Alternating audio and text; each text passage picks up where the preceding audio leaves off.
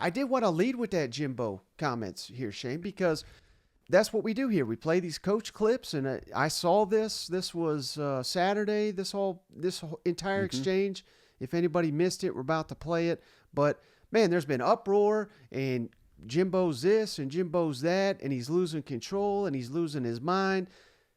This is the biggest bullshit that I've seen around SEC in a long, long time, Shane. And we are not Jimbo Fisher defenders. We call him out when he deserves to be called out. But I also think it's important for people to know when BS is out there, we're going to call it out. We call it like we see it. And, man, this was just awful. Clickbait, garbage, whatever you want to call it. I can't believe this even made headlines. Wrap us up. Does a guy like Bryce, if it's the last question, it's going to be a good question. I don't need no Houston Chronicle question. Give him a question. Give him a Texags question. It's a better question. All right. I don't need no Houston Chronicle. I need a Texags question. Good question. Let me ask you about a guy who you would like to have had for 30. Bryce Sports Foster. Illustrated is just as bad. Sports Illustrated that ain't a good one either. Now that ain't a good one either. That used to be the golden standard. Daggum. Bryce Foster. That used to be the golden state. Yeah, wait a minute. Y'all give me flack. I can't give you flack. Daggum. y'all can't take it. Look at it. They get personal. Look at that. All right. So what's wrong with that side? Then? What you got? All right. Bryce Foster. How much does he miss out? I know you encourage the two sports. All right, Shane. Are you playing the clip? Yeah, I'll play Oh, the yeah. clip. So, if you're not watching, maybe there's context lost if you're not watching. But he's winking over here.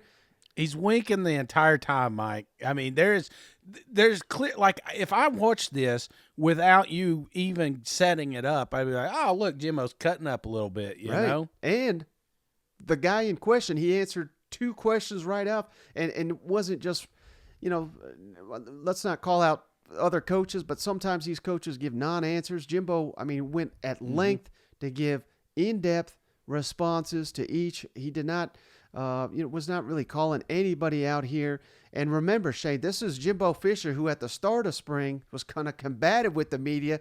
That was a story, I felt like. But this is Jimbo cutting up, having fun, and that tells me, Shane, that he's probably feeling pretty good about his Aggie football team, and the fact that that there's these idiots calling him out. If anything, all that's going to do is rally the 12th man behind their coach, because stuff like this really does, get the fans behind their coach when it's just made up garbage. Well, and too, it shows you just kind of how toxic it's been down there lately. They're ready to pile on, Jimbo. Right. Everybody's ready to pile back on Texas A&M and just burn that program to the ground. That's what they're waiting on. Yeah. And so you can kind of tell that when you see dumb stories like this pop up. And if you want to see the full exchange, jump onto our YouTube channel.